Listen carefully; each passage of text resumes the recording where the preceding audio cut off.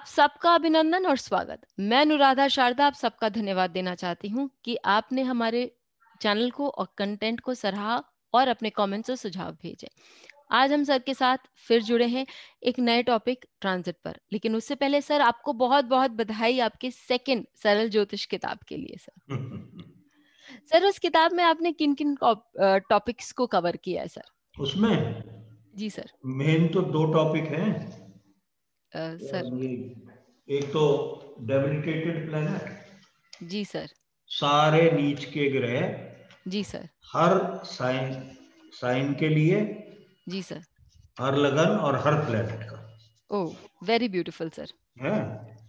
एक है रेट्रोग्रेशन, अच्छा, तो ये वक्री ग्रह। तो ये दोनों ही टॉपिक बहुत ही सुंदर हैं हाँ, जो कि और भी है अच्छे, अरे और भी है, अच्छा आपने सर। सोचे नहीं होंगे जो जी सर। कर्तरी हाँ। कैसे देखते हैं, जी।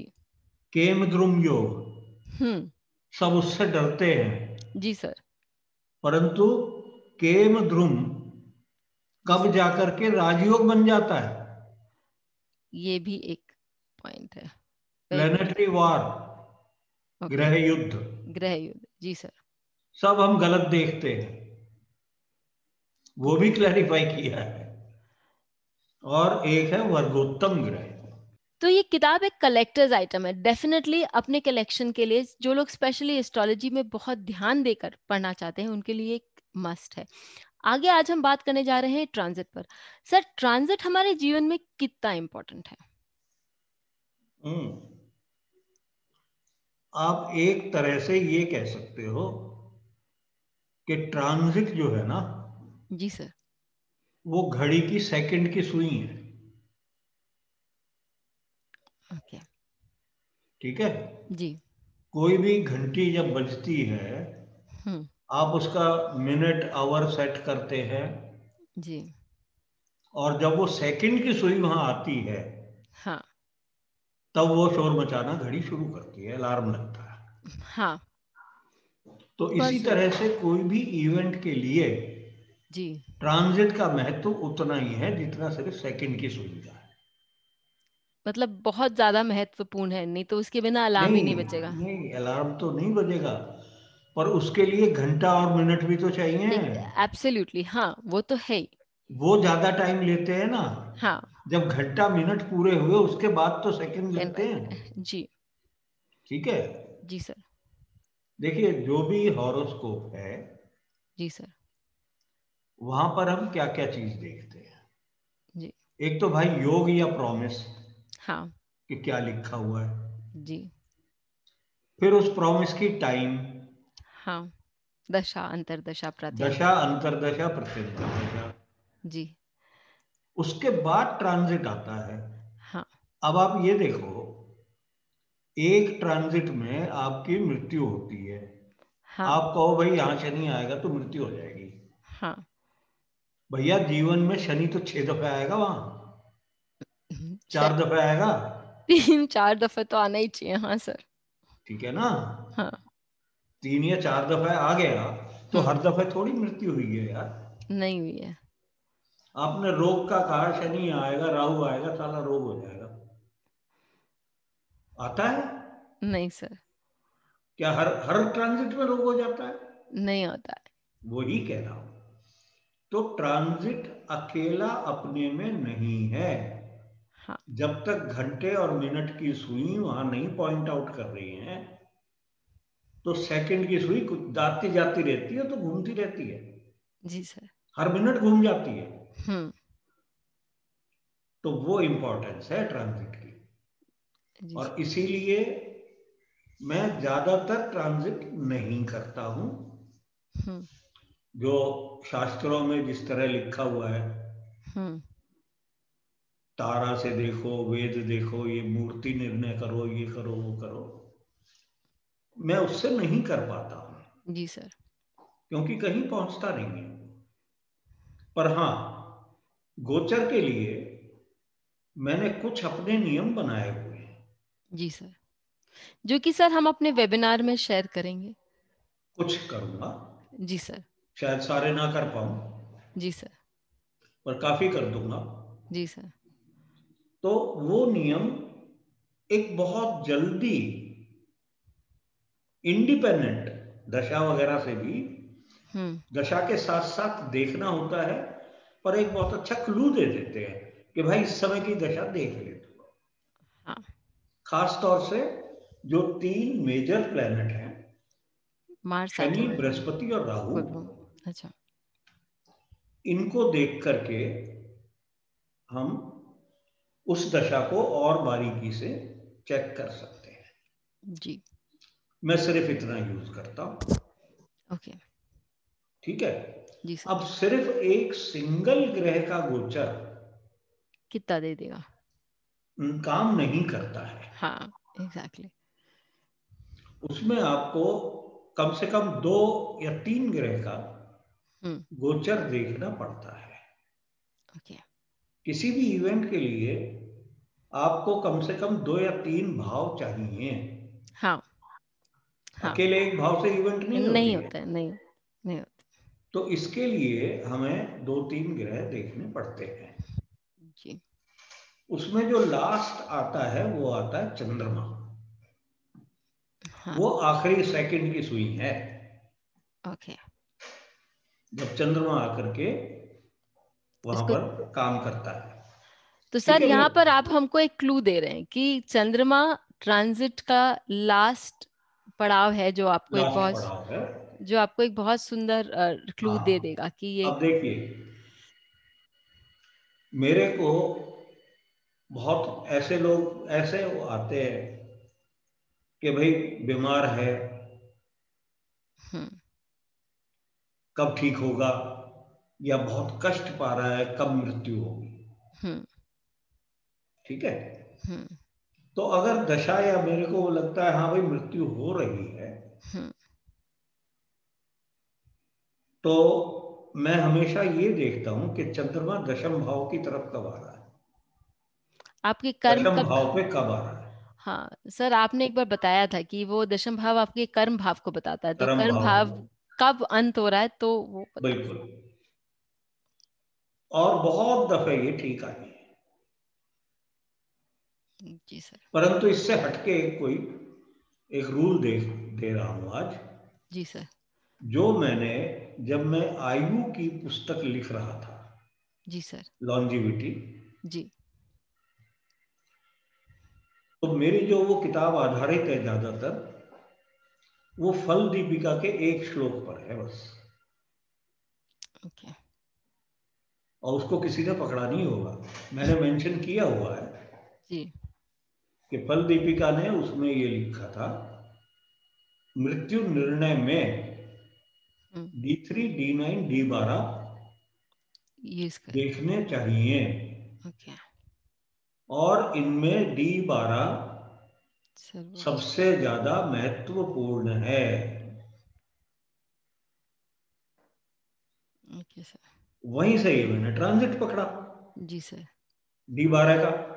जी सर। मतलब प्रथम निर्णय जी आयु सर। का D12 से लगता है। अच्छा। जी सर। ठीक है। जी सर। तो उससे हमने देखा कि भैया कोई भी सीरियस घटना हाँ अगर होती है जी। तो D12 जरूर इन्वॉल्व होता है। ओके। बड़ा अजीब सा लग रहा होगा ये। हाँ सर, ये जनरली लोग इस डायरेक्शन में नहीं देखते हैं नहीं ट्रांजिट देखते। ऐसे। अब जो इसमें सूत्र है कि D12 में, मैं एक ही बता रहा हूं प्लेनेट, D12 के 2-8 का एक्सिस, 2-7 ये मृत्यु के भाव है। जी। ठीक है। जब यहां पर राहु ट्रांजिट करेगा 2-8 या अष्टमेश के ऊपर डिग्री पर, या सेकंड हाउस में, तो भी आ गया 2-8 के एक्सिस में, हाँ। तो उस समय कोई बहुत घातक घटना हो सकती है। ओके। सीरियस एक्सीडेंट हो सकता है। हाँ। प्रोवाइडेड, बशर्ते घंटे की और मिनट की सुई वहां पहुंच चुकी हो। हाँ, दशा और प्रॉमिस हो तब ये ट्रांजिट काम कर जाएगा। ठीक है, अभी हम आगे भी देख लेंगे, एक कुंडली लगा लेंगे, सर। देख तो लेंगे। महात्मा गांधी की कुंडली है सर। महात्मा गांधी की कुंडली लगाओ भाई। अब और कुछ मैं नहीं पकड़ रहा, मैं सिर्फ देख रहा हूं D12। D12 में पाइसेस लगन उदय हो रही है। तो मेष सेकंड हाउस हुआ जी सर, और अष्टम हाउस हुआ तुला। जी सर, और दूसरा मारक हुआ कन्या। जी सर, ये 3 भाव हो गए। जी सर, जब इस पे, और जो दशा है ना, जी वो सर, दशा भी उनके 6-8 की थी। ओके, हाँ, जुपिटर वीनस। ओके, जब उनका उनकी डेथ हुई, जब वो हमला वो हुआ था, जी सर, जुपिटर वीनस थी। हाँ सर, ठीक है। हाँ, तो अब जो आखिरी घंटी बजाई, हाँ, वो मेलेफिक्स ने बनाई। राहु उसमें से बहुत इंपॉर्टेंट है। हाँ, क्योंकि राहु आपके, मैं क्यों देखता हूं राहु को, राहु आपके जन्म, अगले जन्म, जिस जन्म का लिंक है। हाँ, इनलेट ऑफ कर्म, हाँ, ठीक है, ओके, आउटलेट ऑफ कर्म, हाँ सर। तो राहु के बगैर आप सिर्फ राहु का ट्रांजिट देख लो। ये जरूरी नहीं कि राहु की डिग्री देखनी है आपने, उस भाव में होना चाहिए, उस साइन में होना चाहिए। तो राहु यदि सेकंड और 2-8 के एक्सिस पे होगा या छठे पे होगा, तब आपका बहुत सीरियस एक्सीडेंट हो सकता है। ठीक है जी। अब यहां आप 30 जनवरी 48 का देख लो जी। राहु महाराज एरीज में थे। हाँ, ठीक है, हाँ, और कितने डिग्री के थे?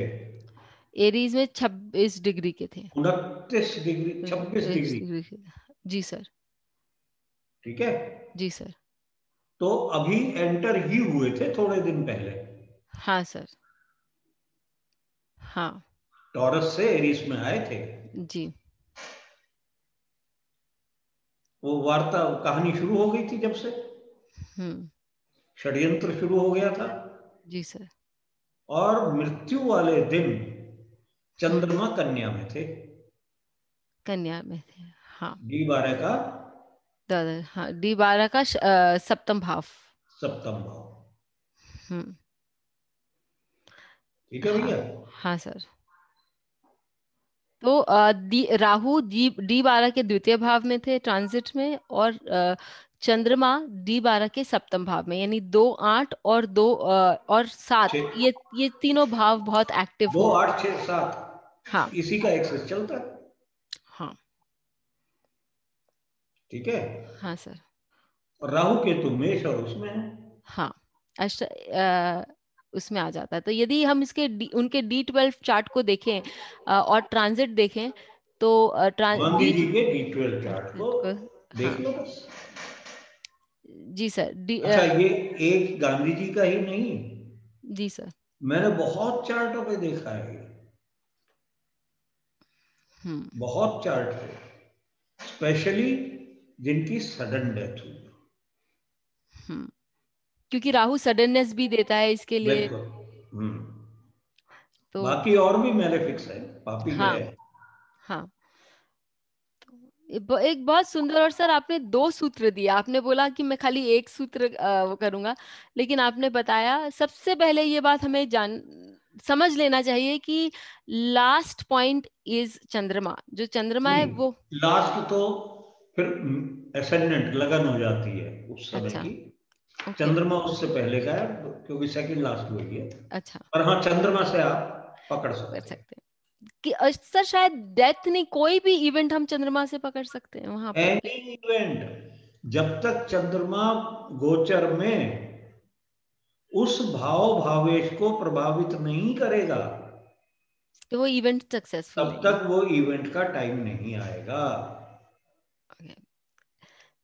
तो ये एक प्रिंसिपल हमको प्राप्त हुआ, और दूसरा वाला ये कि राहु जो कि आपके कर्मों के बारे में बताता है, पिछले जन्म से आपके आए कर्मों के बारे में बताता है, वो यदि आपका 2-8 ये लिंक है, ये एक लिंक है जी सर, जीवन और मृत्यु की ये लिंक लिंक है। राहु तो एक्सीडेंट आप इसको मृत्यु समझ के ना लें। हाँ, ये बात भी इसको लें कि इस समय कोई सीरियस एक्सीडेंट, सीरियस घटना हो सकती है, ओके तो हम उसको अवॉइड करें। हाँ, सो एक तरह का सर आपने रेमेडियल भी दे दिया कि हमको समझ में आ रहा है कि ये हमारा समय ठीक नहीं आ रहा है, तो उस समय को निकल जाने दे, फिर हम कुछ काम करें। बिल्कुल, देखिए घबराने की बात नहीं है, क्योंकि ट्रांजिट तो राहु भी 18 साल में सब जगह घूम जाता है। जी सर। तो पहले 18 साल में तो हमारा कबाड़ा नहीं कर देता वो। तो दशा अत्यंत महत्वपूर्ण है, उसके बाद ही ट्रांजिट गोचर लगाना चाहिए। सिर्फ गोचर को देख करके पागल नहीं होना है। सर जनरली लोगों का यही दृष्टिकोण होता है कि हाँ, गोचर में आप ऐसा हो किसी रहा भी पंडित के पास जाते हो, वो जाके पहला सबसे ये देखता है तेरा शनि तो यहाँ चल रहा है। वो कुछ नहीं देखता दशा क्या चल रही है, योग है नहीं है, शनि योग कारक है, चल रहा है साले, अच्छा भी कर रहा है जी। तो ये सारी पॉइंट्स हमें ध्यान रखनी चाहिए। गोचर का हमें लास्ट में उपयोग करना चाहिए, लेकिन ये उपयोग भी अत्यंत इम्पोर्टेंट है, क्योंकि सर ने कहा कि यदि चंद्रमा आपका गोचर में वहां नहीं आता तो वो इवेंट नहीं देता। इन सब आएगा, बातों वो तो आएगा ना उस महीने में, तो कभी ना कभी हाँ, तो वो इवेंट देने में तब सक्षम हो ही तब जाएगा। होगा। और भी बहुत सारे सूत्र यदि आपको जानना है तो हमारे ट्रांजिट वेबिनार से जरूर जुड़ें। हमें वेबसाइट द्वारा या हमारे व्हाट्सएप नंबर से भी आप संपर्क कर सकते हैं। फिर मिलेंगे, तब तक के लिए सर धन्यवाद। नमस्कार। बेल आइकन को दबाएं ताकि आपको वीडियोस की अपडेट मिलती रहे। हमारे वीडियोस को लाइक करें, शेयर करें, उन पर कमेंट करें और हमारे चैनल को सब्सक्राइब करें।